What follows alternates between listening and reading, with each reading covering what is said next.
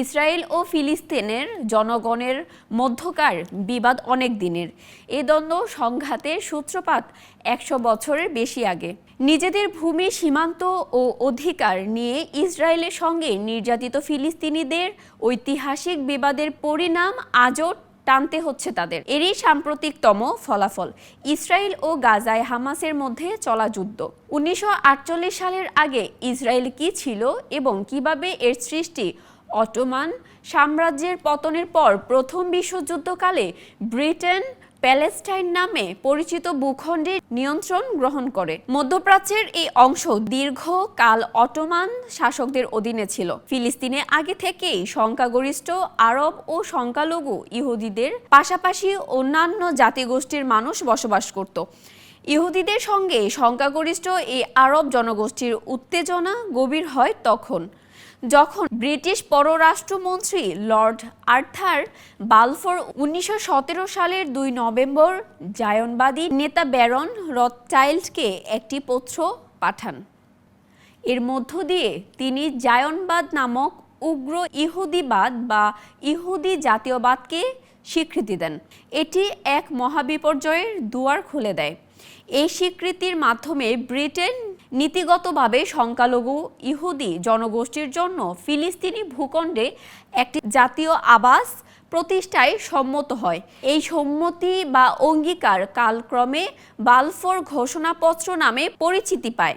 এই ভূমির সঙ্গে ঐতিহাসিকভাবে ইহুদিদেরও একটা যোগসূত্র ছিল, কিন্তু ভূখণ্ডটির উপর ফিলিস্তিনি আরবদের দাবি ছিল কয়েক শতকের পুরনো। তারা ব্রিটেনের ওই উদ্যোগে প্রত্যাখ্যান করেন। ওই তৎপরতার পক্ষে ব্রিটেন এই অজুহাত দাঁড় করায় যে ভূখণ্ডটি বসবাসকারী ফিলিস্তিনি আরবদের অধিকার এমনিতেই সুরক্ষিত।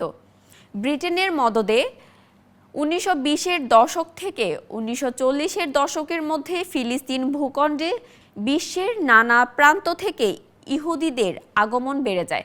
তাদের অনেকেই ইউরোপ থেকে বিতাড়িত হয়ে এখানে পালিয়ে আসেন। ১৯৩৯ থেকে ৪৫ সময়ে দ্বিতীয় বিশ্বযুদ্ধের ডামাডোল আর জার্মানিতে শাসক হিটলারের চরম ইহুদি বিদ্বেষ জায়নবাদীদের বড় সুযোগ এনে দেয়।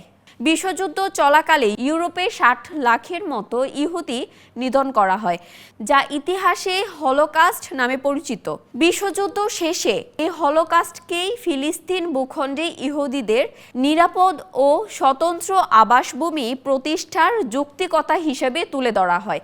জায়নবাদী আন্দোলন ও হলোকাস্টের ধারাবাহিকতায় ১৯৪৭ সালের মধ্যে ফিলিস্তিন ভূখণ্ডে ইহুদিদের সংখ্যা বেড়ে দাঁড়ায় ৬,৩০,০০০-এ, যা সেখানকার জনসংখ্যার ৩০% কিছু বেশি।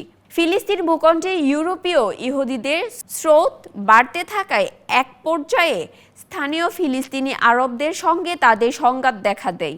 ১৯৩৩ সালে ফিলিস্তিনিরা বড় আকারে প্রতিবাদ বিক্ষোভ শুরু করে। ব্রিটিশ সরকার কঠোরভাবে তার দমন করে।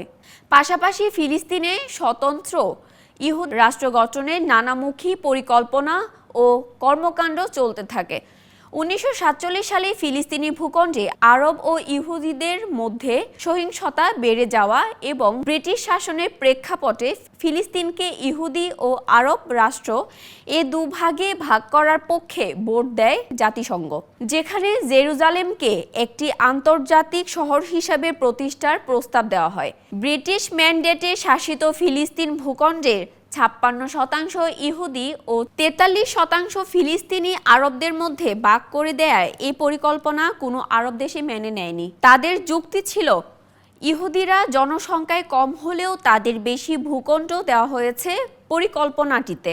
সাধারণ পরিষদে ৩৩-১৩ ভোটে গৃহীত এই প্রস্তাবে চীনসহ ১০ দেশ ভোট দানে বিরত এবং থাইল্যান্ড অধিবেশনের অনুপস্থিত থাকে। ভোটাভুটিতে অনুপস্থিত থাকে ব্রিটেনও। এই পরিকল্পনা প্রত্যাহার করে ১৯৪৮ সালে ১৪ মে জাতিসংঘের হাতে ফিলিস্তিন সমস্যা সুরাহার ভার তুলে দেওয়ার সিদ্ধান্ত নেয় দেশটি। ফিলিস্তিন ভূখণ্ডের উপর এভাবে ব্রিটিশ শাসন শেষ হওয়ার মাত্র কয়েক ঘন্টা আগে সেখানকার ইহুদি নেতারা একটি স্বাধীন ইসরায়েলের রাষ্ট্রের একতরফা ঘোষণা দেন।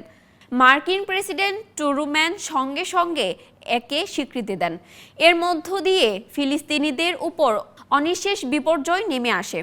পরের বছর জাতিসংঘ ইসরায়েলকে রাষ্ট্রের স্বীকৃতি দেয়।